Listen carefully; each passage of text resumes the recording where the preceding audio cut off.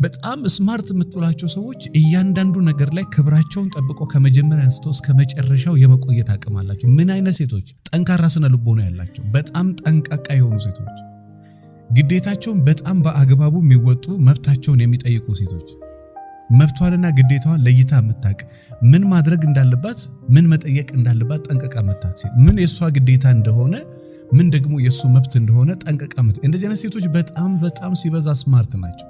እንዳያችሁት ቅድም እንደነገርኳችሁ አንዳንድ ቤት ላይ ወንድ ስነ ስርዓት ይዞ ክብሩን ጠብቆ ይኖራል። አንዳንድ ሴትም ወንድ ልጅ ክብሯን ጠብቃ ስነ ስርዓት ነው። ለምን? የመሪ ጉዳይ ነው። በአንበሳ የሚመራ የበግ መንጋ ይባላል። በበግ የሚመራ ደግሞ የአንበሳ መንጋ። መሪው በጣም ስማርት ከሆነ እንግዲህ አንድ ትዳር ውስጥ ወንድም መሪ ነው፣ ሴትም መሪ ናት። ወንድ የቤት ራስ ነው፣ ሚስት አካል ናት።